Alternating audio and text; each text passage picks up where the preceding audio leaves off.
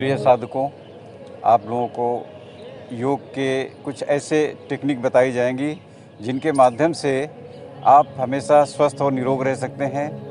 वो टेक्निक जो विगत 35 वर्षों से हम ये सिखा रहे हैं, बता रहे हैं, और लोगों का हर बीमारी का ट्रीटमेंट हमारे पास मिल जाएगा।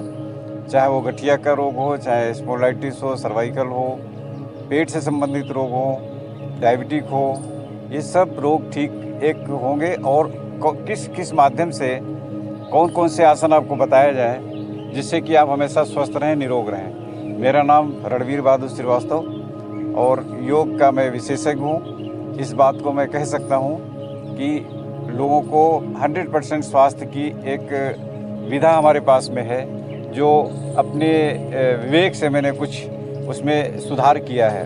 उन सुधार को आपको बताने का प्रयास है, जिससे कि आप पूर्णतः हमेशा स्वस्थ रहने की एक टेक्निक सीखें। ऐसा नहीं हो कि जब 60-70 साल के हो जाएं तो आपको घुटने का रोग पकड़ लिया, कहीं स्पॉन्डिलाइटिस पकड़ लिया, कहीं सर्वाइकल हो गया, कहीं तमाम प्रकार के पेट की बीमारी हो जाती हैं। तो ऐसी कोई बीमारी कभी होने न पाए।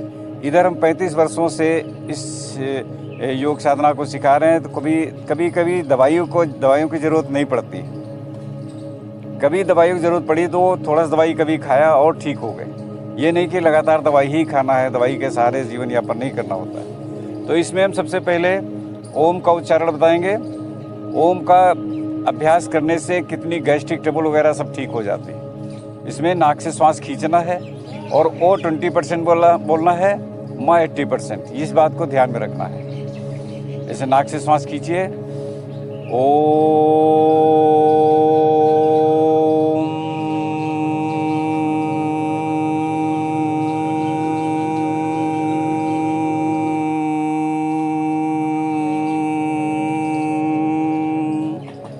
इस अभ्यास को कम से कम 11 बार तो ज़रूर करें, और 21 बार कर सकते हैं तो आपके गैस्ट्रिक ट्रबल, श्वास के रोग, तमाम प्रकार के थायराइड की बीमारी इससे ठीक हो जाएगी। इसका अभ्यास जितना ज़्यादा करेंगे, 21 बार, या थायराइड है तो इसको ज़्यादा अभ्यास करें, थायराइड पूर्णतः ठीक होगा। देखिए, बैठने का स्टाइल होता है, एक पैर नीचे रहेगा, एक पैर ऊपर रहेगा। ये सर्वप्रथम ध्यान रखने की ज़रूरत है, तब आपका बैठने का सिस्टम ठीक रहता है। और जब थक जाए पैर तो एक पैर को ऊपर रख लिया। ये इसका सिस्टम है बैठने का। इसे सुख आसन कहते हैं। अब हम अनुलोम विलोम प्राणायाम बताएंगे, जो सब लोग करते हैं, लेकिन उसमें बहुत तेज़ी से श्वास खींचते हैं। बहुत तेज़ी श्वास नहीं खींचना है। श्वास को साउंडलेस और गहरी श्वास खींचना है। बाईं तरफ से श्वास खींचेंगे, बाईं तरफ हार्ट होता है, इसलिए बाईं तरफ से श्वास खींचेंगे और दाहिनी तरफ श्वास को बाहर निकालेंगे। फिर दाहिने से श्वास खींचेंगे और बाएं तरफ श्वास को बाहर निकालेंगे। ये अनुलोम विलोम आप 20 बार कर लेंगे। आपको सर से संबंधित माइग्रेन, इनमें सब में फ़ायदा मिलता है। हाई बीपी, लो बीपी में भी फ़ायदा रहता है। इसका अभ्यास करते रहेंगे। और एनर्जेटिक चीज़ है, जो एनर्जी आपको बढ़ाते। कभी आपको वीकनेस लगने लगे पढ़ाई के समय, लिखते समय, कंप्यूटर पे काम करते समय, कभी आपको थकान महसूस होने, कभी भी आप अनुलोम विलोम प्राणायाम कर सकते हैं। ये खाना खाने के आधा घंटे बाद भी कर सकते हैं, लेकिन ये साउंडलेस होना चाहिए। इस बात को ध्यान रखना है। बहुत तेज़ी से नहीं खींचना है, ऐसे नहीं करना है। ऐसे करने से क्या होता है, फिर वो अनुलोम विलोम का फ़ायदा नहीं मिलता है। गहरी खींचना है और गहरी श्वास निकालना है।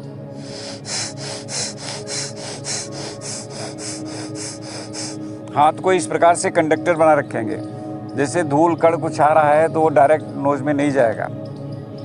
ऐसे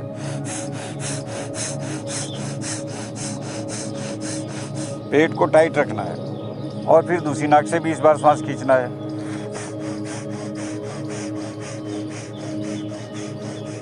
इससे ब्रेन में श्वास जाएगी बढ़िया सी और पूरा नाड़ी तंत्र ठीक हो जाता है। इसे नाड़ी शोधन प्राणायाम कहते हैं।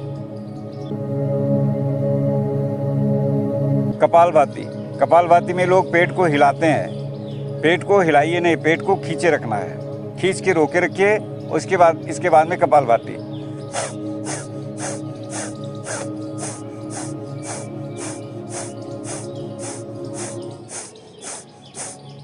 जितना पेट आपका हिलेगा नहीं, उतना ही ज़्यादा आपके आर्गन्स अंदर के सब मजबूत रहेंगे। पेट को हिलाते रहेंगे तो उतना पेट का पूरे आर्गन्स और हिल जाते हैं, वो मजबूत नहीं हो पाते। इसलिए मैंने इसमें थोड़ा सुधार किया और आपको ये कपालभाति का एक सही जो है हमेशा के लिए फ़ायदा रहे। चाहे वो लीवर का ही पेशेंट कौन हो, लीवर भी ख़राब हो तो वो पेट को खींच करके ऐसे रोके रहे, उसका लीवर, पेंक्रियाज, एड्रिनल ग्लैंड्स, ये सब कुछ जितने पार्ट, जितने भी पांचों ग्रंथियाँ वो सब मजबूत हो जाते हैं। तो ये पेट खींच करके जितना रोकेगा कोई, उतना ही ज़्यादा उसके आर्गन्स मजबूत हैं। पेट मजबूत है तो आपका पेट भी क्लीन होगा सही से। पेट ही वीक है तो कौन साफ़ करेगा पेट को? दवाई नहीं उतना साफ़ कर सकती। जितना आपका पेट के आर्गन्स मजबूत होंगे, उतना ही ज़्यादा आप मजबूत हैं।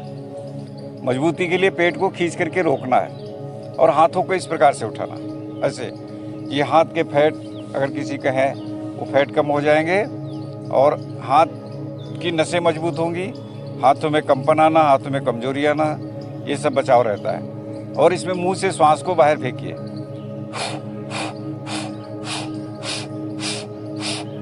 इसमें भी पेट खींचे रहेंगे तो मुंह से जो श्वास, गंदी श्वास होती है वो सब साफ हो जाएगा, मुंह साफ हो जाएगा, साफ रहेगा, मुंह में क्लीनेस आ जाएगी।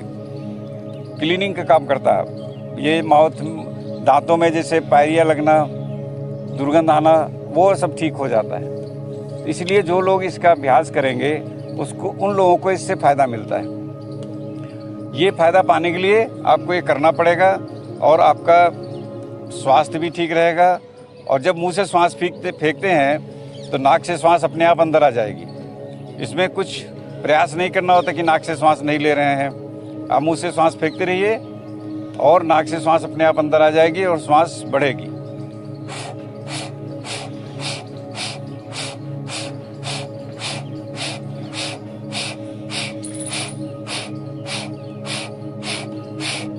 आप देखें पेट में कितनी ज़्यादा श्वास भरी रहती है और इतनी श्वास हम बाहर निकालते नहीं।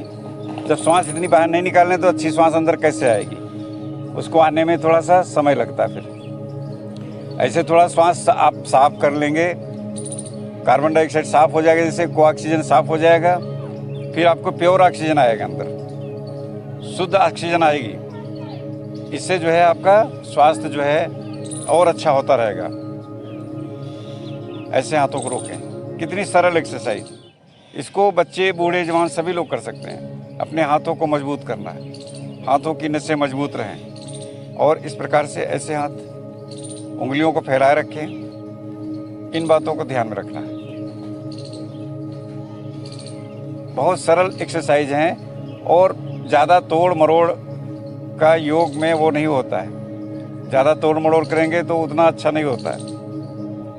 कितनी सरलता से हम अपने खिंचाव के द्वारा अपने शरीर की नस नाड़ियों को मजबूत कर लें और स्वस्थ रहें हमेशा। ये चीज़ होना चाहिए। योग का मतलब ये। और कठिन एक्सरसाइज भी आपको मिलेंगी। ऐसे हाथों के बल उठें, इससे हाथों में शक्ति बढ़ेगी। हाथ आपके हमेशा मजबूत रहेंगे। हाथों को मजबूत करना है तो आपको ये सब करना चाहिए। अब ऐसे उंगलियों के बल उठें, उंगलियों को मजबूत करें, उंगलियां वीक नहीं होने पाए। तो सभी पार्ट्स को आपको मजबूत करने की ज़रूरत होती है। उन टेक्निक को आप सीखेंगे, अभ्यास करेंगे, तभी मजबूती आएगी। ऐसे उंगलियों के बल उठना है तो उंगलियां आपकी हमेशा मजबूत रहेंगी। अपने वेट को उठाने की क्षमता रहनी चाहिए उंगलियों में। अरे ऐसे, अब ऐसे मुट्ठियाँ बंद करें, उठा के रहेगा ऐसे और ऐसे उठना। इसमें आप श्वास को भी बाहर फेंक सकते हैं।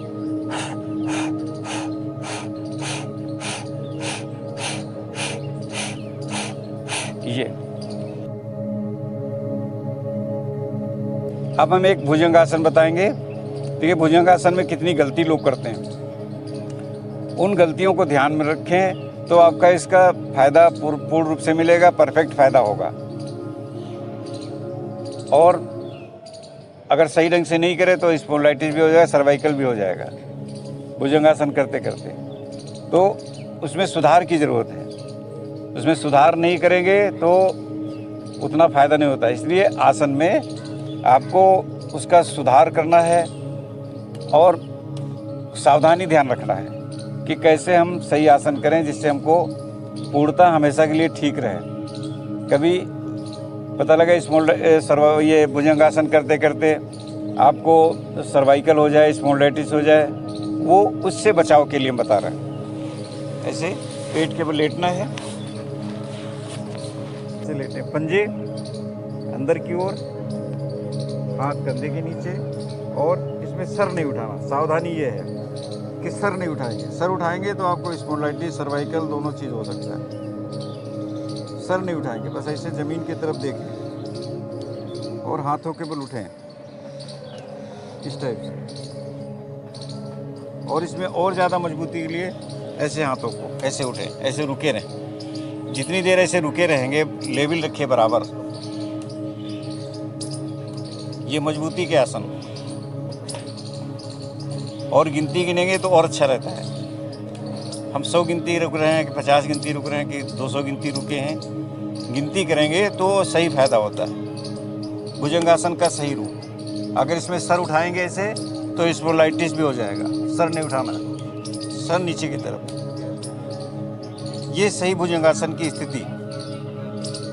ज़्यादा इसे मोड़ना, ज़्यादा इसे करना, इससे कोई ज़रूरत नहीं। इससे हड्डियाँ खिंचती, हड्डियाँ मजबूत नहीं रहती, फिर आगे चल के हड्डियाँ खिंचने लगती, कार्टिलेज खिंच जाता है।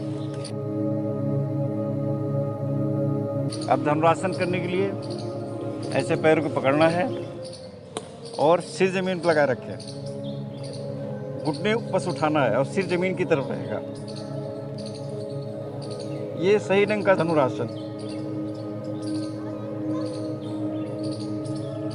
ऐसे बस इतनी सरलता से है। धीमे धीमे इसका जब अभ्यास करेंगे तो आप देखेंगे कि आप भुजंगासन का, धनुरासन का पूरा लाभ मिलेगा। इसका अभ्यास बढ़ाएंगे तो आपको मजबूती बढ़ती रहेगी, आपके लंग्स सही रहेंगे, आपका न्यूरो सिस्टम सब ठीक रहेगा, न्यूरो में कभी कोई दिक्कत नहीं आने पाती, आपको घुटने का रोग नहीं होगा कभी।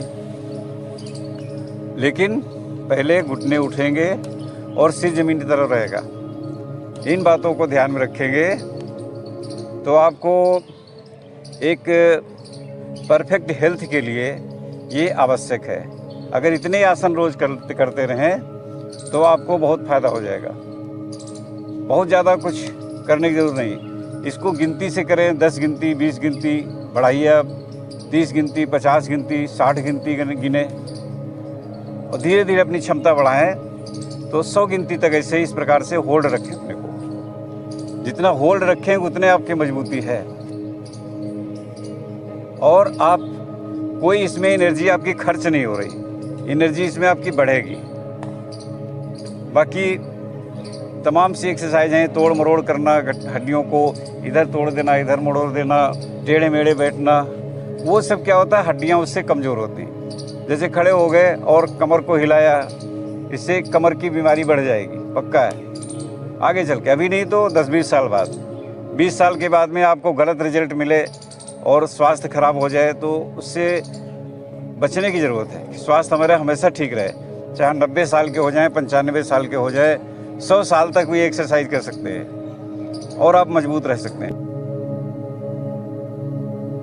जैसे घुटने की बीमारी किसी को है, घुटने की चाहे इतनी बीमारी हो, चाहे इतना घुटने में बस ऑपरेशन ना हुआ हो, वो लोग ऐसे घुटने के बल खड़े हो जाएं,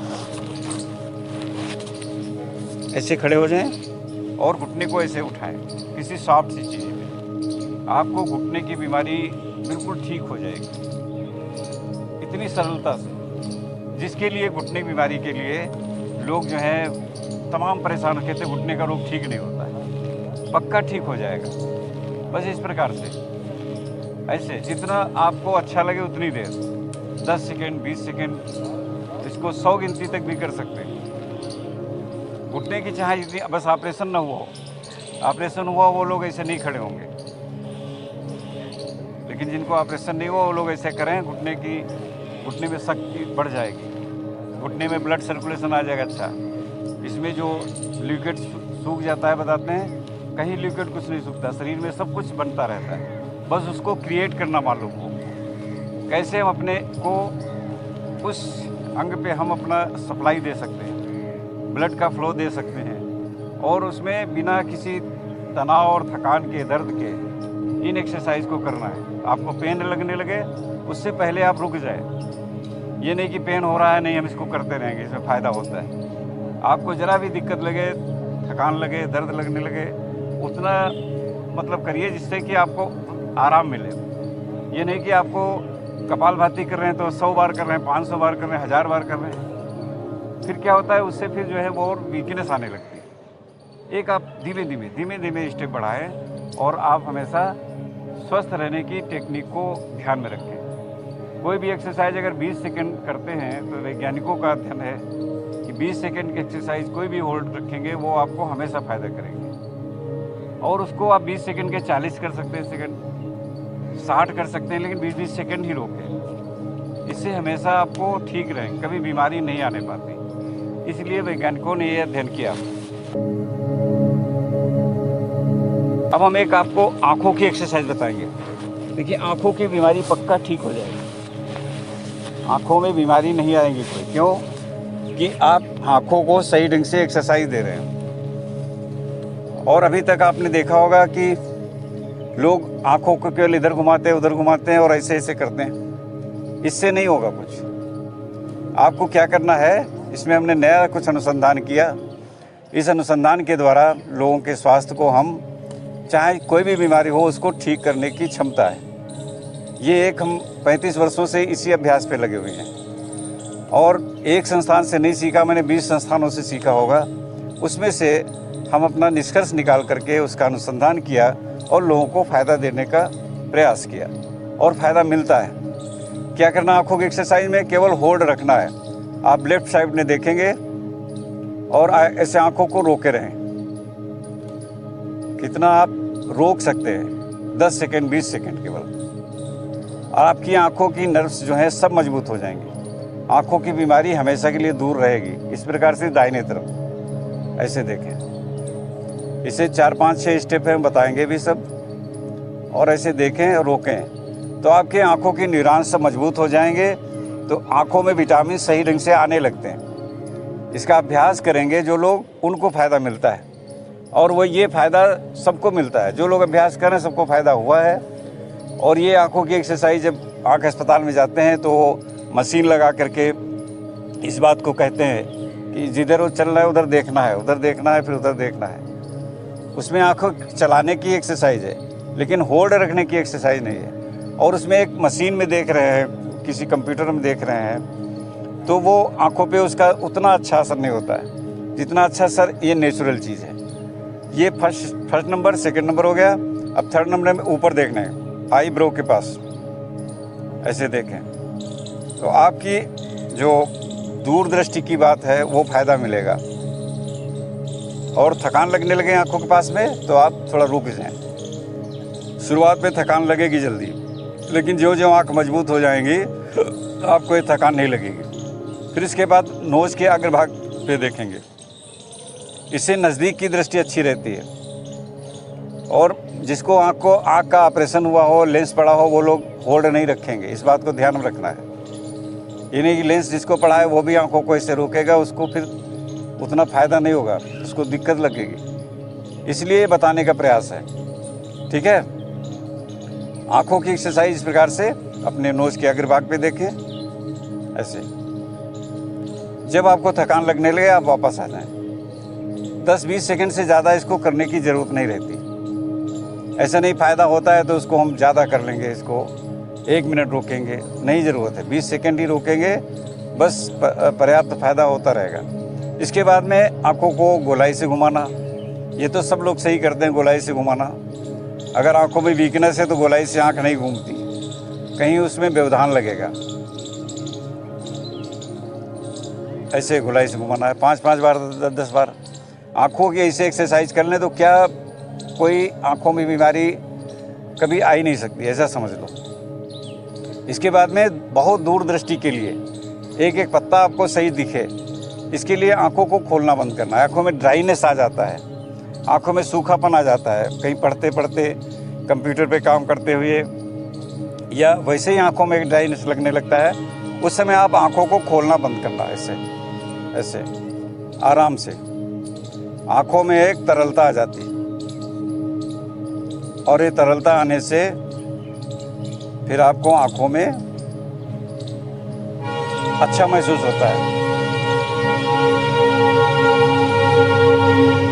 जैसे आँखों की धुलाई हो जाती है, ठीक है। इस प्रकार से इन क्रियाओं को करना है। आप अपनी आँखों को मजबूत और स्वस्थ बना सकते हैं हमेशा। तो बहुत सी एक्सरसाइज हैं आपको ऐसे मिलती रहेंगी, और इस वीडियो को आप देखिए और इसका फ़ायदा उठाइए। और आप हमारा फ़ोन नंबर है 8887070831। इस पे आप कभी भी आप मुफ्त में एडवाइस ले सकते हैं। इसका कोई पैसा चार्ज नहीं होगा। किसी समय भी आप हमसे एडवाइस ले सकते हैं। भले ही हमारे क्लासेस चलते होते हैं, लेकिन आपको इस बीमारी के हिसाब से आपको एडवाइस दे सकते हैं। आप कोई गलत एक्सरसाइज कर रहे हैं, गलत योगा कर रहे हैं, और गलत व्यायाम करने से क्या होता है, फिर वो फ़ायदा उतना नहीं मिलता। इसलिए उसकी सावधानी को ध्यान में रखें। इन बारीकियों को ध्यान में रखते हुए आपको बहुत फ़ायदा मिलेगा। बहुत बहुत धन्यवाद। जय हिंद, जय श्री राम।